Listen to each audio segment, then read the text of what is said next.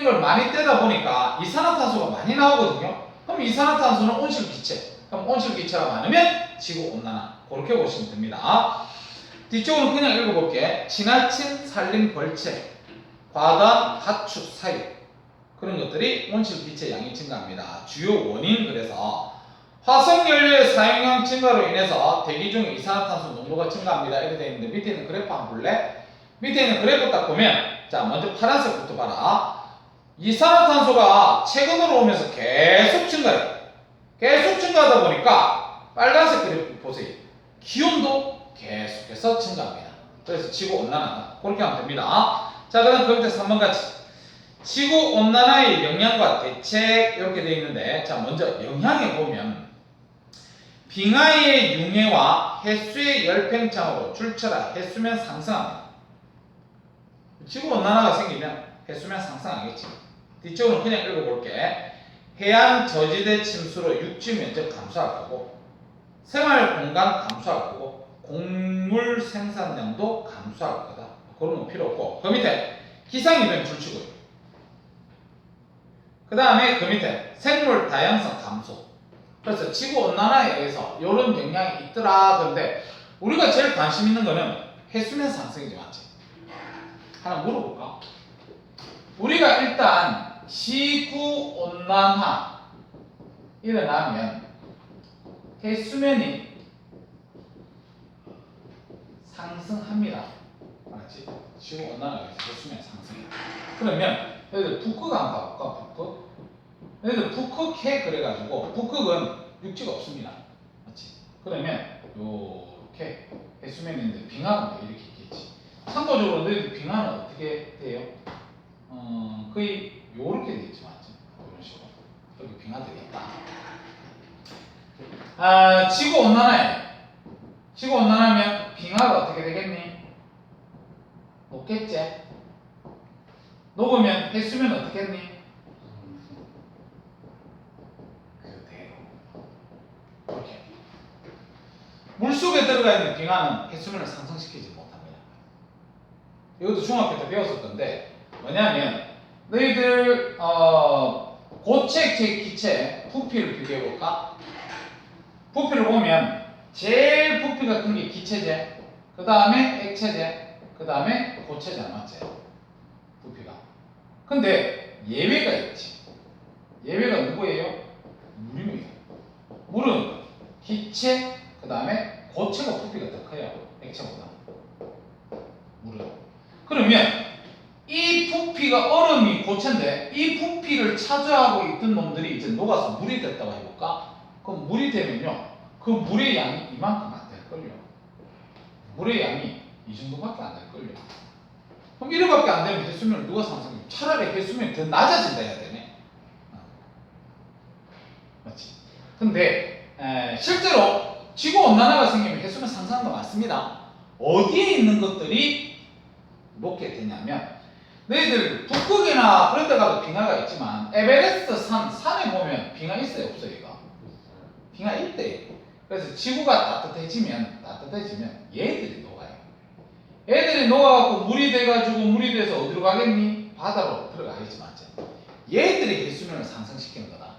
알았지? 그래서 우리가 빙하가 녹아서 해수면이 상승됩니다. 그러면 바다에 있는 빙하가 녹은 게 아니라 산지에 있는 빙하가 녹은 거구나. 그렇게 이해하세요. 그렇지? 자, 그 다음에 오른쪽 페이지 갑니다. 자, 2번. 한반도의 지구온난화 이래가지고 너희들 알다시피 한반도, 우리나라도 되게 지금 따뜻해지고 있어요. 지금 봐. 7월달에 너희들 비 너무 많이 내리지 않나? 그 7월달 끝나고 좀 있으면 8월달 되지. 너가 완전 죽음일 거다, 완전히.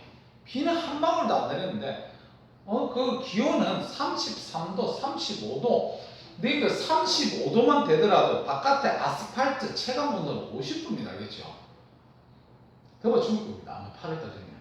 겁난다. 지금처럼 되면 얼마나 좋니? 선선해, 맞지? 자, 그러면 1번에 한반도의 기후변화 경향성 이렇게 돼 있는데, 그냥 이것도 가볍게 봐도 됩니다. 1850년 이후 지구 전체 평균 기온은 계속 상승하고 있으며 우리나라 평균 기온은 자 지구 전체에 비해서 큰 폭으로 상승하고 있습니다. 이렇게 되어 있는데 밑에 있는 그래프 보세요. 자, 밑에 있는 그래프 보면 첫 번째 있는 그래프에서 보라색 보면 보라색이 지구 전체잖아. 그럼 지구 전체가 현재로 오면서 이제 양수값을 가지면서 점점 커지고 있습니다. 근데 그게 까만색이 우리나라거든요. 이 까만색은 보라색보다 더 많이 올라갔어요. 현재. 그래서 한반도가 전 세계 지구보다도 더 많이 올라가 있습니다. 한반도가. 그 다음에 오른쪽 중간에 있는 그래프는 현재로 오면서 이산화탄소 양이 계속 증가한다. 그 다음에 세 번째 있는 그래프는 메테인 양도 계속 증가한다. 이산화탄소는 메테인 다 온실기체입니다. 알겠지? 그래서 온실기체가 증가해서 지구가 우리나라가 따뜻해지고 있습니다. 그렇게 보면 되고요. 2번 최근과 같은 지구온난화 경향이 지속될 경우에 한반도의 환경변화가 어떻게 되니? 그러면 자 동식물의 서식지 변화에서 자 줄치자 사과 한라봉 줄쳐서 그 밑에 난류성 어종의 서식지가 북상한다 이렇게 돼 있어요. 그러니까 우리나라가 이렇게 있으면 이렇게. 근데 실제로 예전에 제주도를 가야 야자수를 봤어요. 야자수 같은 거. 근데 지금 여름도도 가보면 야자수 있대. 그 다음에 사과가 보면 원래 이쪽 지역에서 사과가 잘 있었거든요. 근데 사과가 재배되는 곳이 점점 더 고위도로 올라가요. 그러니까 이만큼 따뜻해졌으니까 이렇게 사과가 재배된다 이런 거야. 그 다음에 원래 상어 있지 상어. 상어 같은 경우는 난류성 어종이야. 난류성. 그러니까 따뜻한 데만 상어가 살 수 있어요. 찬물에 상어 못 삽니다. 알겠지? 그러면 이 밑에 저위도에 있던 상어가 지금 여기 부산에 지금 상어 몇 마리 잡혔어요. 엄청나게 잡혔습니다. 알겠지? 그러니까 점점 따뜻한 기후가 북상해서 올라온다. 그 말이에요. 그 다음에 오른쪽에 봄꽃의 개화 시기. 봄꽃이 지금 벚꽃인데 너희들 올해도 벚꽃이 되게 희한했어요. 원래 이 벚꽃은요 언제냐면 4월 초에 원래 피는 겁니다. 그럼 4월 초에 펴야 되는데 올해 언제 벚꽃이 폈냐면 3월에 펴가지고 딱 10일 정도 있다가 전부 벚꽃 다 져버렸어요. 그럼 원래 개나리가 피고 벚꽃이 펴야 되는데 개나리 피기 전에 벚꽃이 먼저 펴버렸어 올해도. 그래서 지금 이런 이상기후 현상이 지금 많이 일어나고 있다. 그 다음 그 밑에 수도권의 계절 길이 변화 이렇게 되어 있는데 지금 밑에 있는 그래프를 보니까 현재로 오르면서 여름의 일수가 커져요. 처음에는 113일인데 지금 현재 여름은 152일입니다. 겨울 봐라.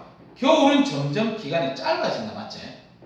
그 다음에 오른쪽에 아열대 기후가 확대, 따뜻한 기후가 확대 이렇게 되어 있는데 2000년대는 아열대 기후 겨울 꼴랑 여기 부산 여기까지였어. 근데 2070년부터 2100년까지는 서쪽으로는 서울까지 올라가 있고 동쪽에는 뭐 동해 삼척까지 올라가 있고 맞지? 그래서 되게 많이 따뜻한 기후가 올라갑니다. 이렇게 보시면 돼요. 자 밑에 문제 1번부터 4번까지 지금 빨리 한번 풀어볼게요.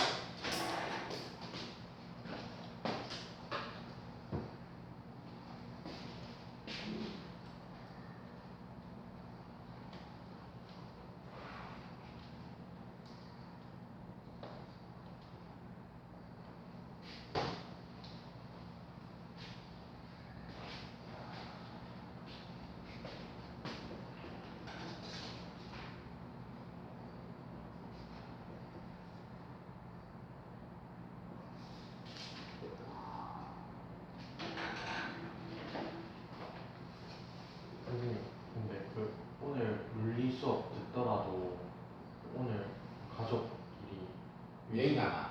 네? 여행? 외식 약속 있어. 여행 가야 돼? 외식 약속. 외식이 있어.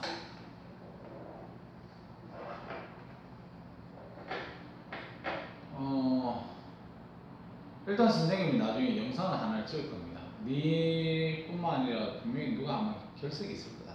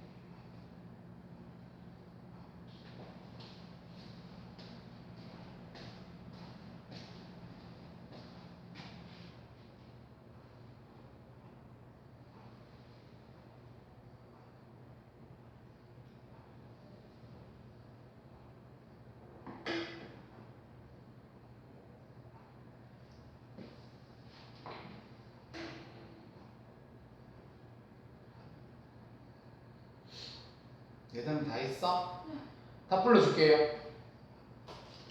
자, 1번에 OXO, 2번에 이산화탄소 상승, 3번에 O, 4번에 1번 크다, 2번 북쪽, 3번 빨라지고. 됐습니까? 네. 혹시 예전 틀린 거 있나? 없어? 그러면 조금 쉬었다가 합시다. 뒷장을 들어가야 된다서 조금 쉬었다 하지.